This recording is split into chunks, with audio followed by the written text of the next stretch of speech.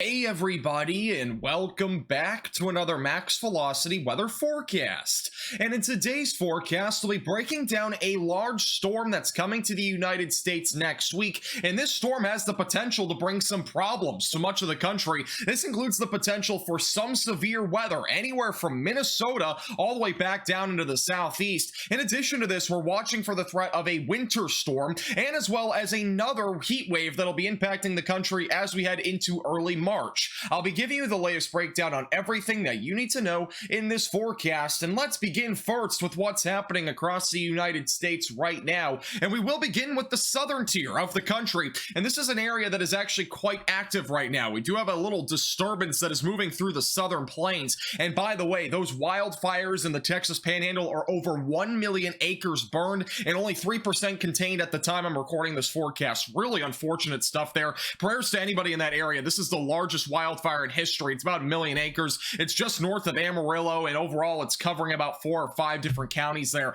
Really unfortunate stuff. Again, my heart goes out to anybody that's involved in that right now. With that being said, we actually do have some rain and a little bit of snow in the vicinity. Unfortunately, that rain and snow is not going to be enough to put out those wildfires, but it should at least bring some short-term help to those areas. Now, further over to the east, we also have a lot more moisture kicking into areas anywhere from the southern plains back into the Dixie Alley. We are actually going to have a lot of rain this weekend for many areas in the southeast, as there is going to be more moisture lifting out of the Gulf of Mexico, and that will allow for some showers and perhaps even a few thunderstorms in the southeast as we go through Friday and as well as into Saturday. Severe weather currently not in the forecast. And for those in the Midwest, the Northeast, and the Ohio Valley, it is much drier today. We do have some cloud cover coming off the lakes from some of the moisture on the back end of a low pressure system that's well back up into Canada. That's bringing some westerly winds, leading to some clouds, which actually look pretty cool here on the infrared imagery this afternoon. And then back over in the Pacific Northwest, things continue to stay pretty active over there, and it will likely stay active all the way into the weekend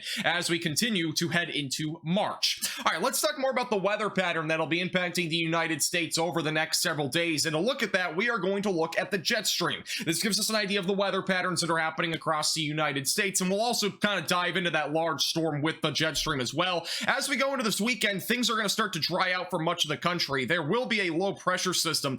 This is in the upper levels. You'll notice it here as we go into tomorrow morning across the central plains. This will be what's going to bring some showers and thunderstorms to areas in the southeast both Friday and Saturday. But overall, this will not be that concerning of a storm. I don't anticipate, again, really much of any threat of severe weather out of that. But something that's a bit more concerning is what we're going to be watching with our next storm as we go into Sunday of this weekend. Notice a low pressure system negatively tilted, by the way, meaning we're going to have a lot of moisture and as well as warmer weather literally ushering up to the north due to strong southerly winds from this low pressure system as we go into Sunday. And by the way, record-breaking high temperatures, another possibility in the Midwest as we go into Sunday. I'll be talking about that here in just a few minutes. But notice this setup as we go into Sunday afternoon and evening. We are actually going to get a strong southwesterly flow here in the jet stream across areas like Minnesota, Wisconsin, and even northeast Iowa. And this actually could lead to at least a marginal threat of severe weather on Sunday, which again is something that we hardly ever see, even in early March for areas like the Midwest. So definitely a rarity here.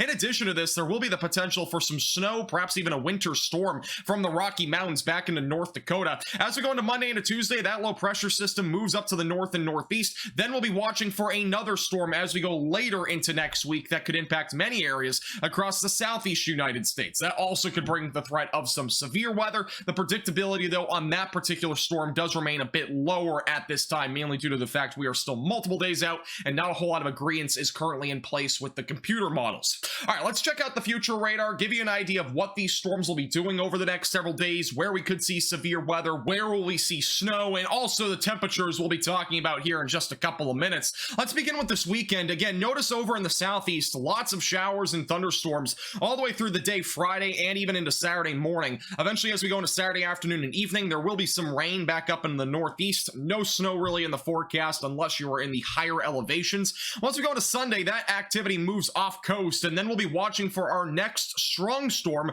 to enter the country. Notice this low pressure system at 990 millibars. That is overall a pretty strong low pressure system, especially for areas in the northern plains. But luckily, this does not have a super favorable environment for something like a severe weather outbreak. But with that being said, I do at least expect some sort of low-end threat for severe weather. Going into Sunday afternoon afternoon and evening across areas in eastern Minnesota, western Wisconsin, and perhaps even northeast Iowa on the east side of this low pressure system. Also notice there will be some snow on the west and northern side of the system. That'll move through the Rocky Mountains and into North Dakota. The majority of that snow, though, will be primarily falling in Canada. So the winter storm potential overall primarily going to be there from North Dakota through the Rocky Mountains, but I don't anticipate any major event out of this.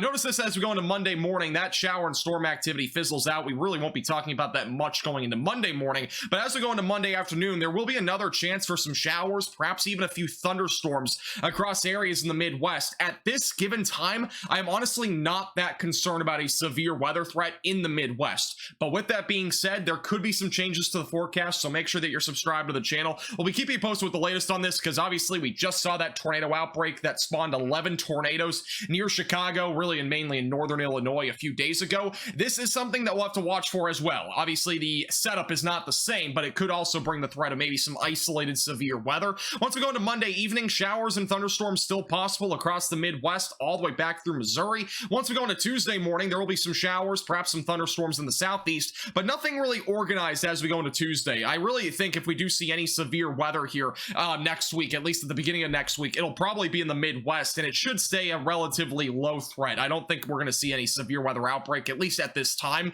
Once we go into Wednesday into Thursday, that low pressure system actually in the southeast, it'll start to develop, will intensify a little bit, so that'll bring a little bit of some shower and thunderstorm activity to areas along the East Coast as we go into Wednesday. Things become pretty uncertain after that, but we also could get an isolated threat of severe weather from Florida back into South Carolina going into Wednesday. But again, we are still over 5 days out, so things could change over the next few days in terms of where all that stuff ends up happening.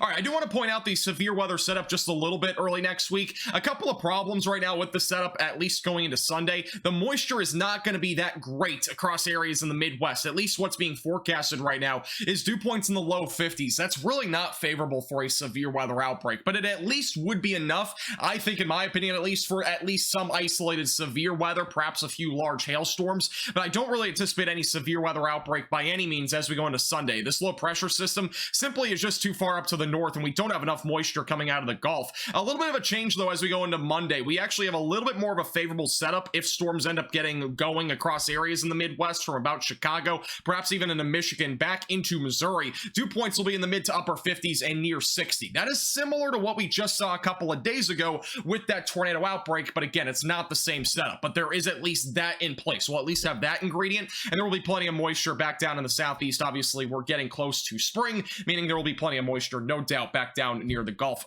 Coast states. Here's the instability as well as we go into late Sunday. There will be some instability back up in Minnesota and western Wisconsin. Again, that's enough for severe weather, but we still have a lot of lacking ingredients. Going into Monday, there will also be enough instability from about Illinois into areas like Kansas, really southeast Kansas. So that instability in place will be the fuel to being able to have a few thunderstorms develop, and that could lead to some isolated to maybe widely scattered severe weather. Last thing I want to talk about are the temperatures for the next several days. Notice this as we go into Saturday into Sunday, that warm air mass will return. We are going to be talking about another potential for record-breaking high temperatures as we go into this weekend across the Midwest. Really no cool down in sight. Well above average temperatures are in the forecast for anyone essentially east of the Rocky Mountains for the next about 7 to 10 days. It's going to be, unfortunately, just spring-like weather for much of the country when winter didn't even feel that long. We only had a few weeks, really, it felt like, of winter. This is what we're talking about in terms of temperatures Sunday afternoon. Notice areas in the Midwest, including areas just west of Chicago, will be into the low to mid 70s. That is just insane. Even back into Kansas, many areas will be touching 80 degrees. Once we go into Monday, things will start to cool down a little bit as that cold front pushes through, but even then, we are still going to be remaining right around, if not above average, for much of the country. Thank you so much for watching. Make sure to hit the like button down below and subscribe if you've not already.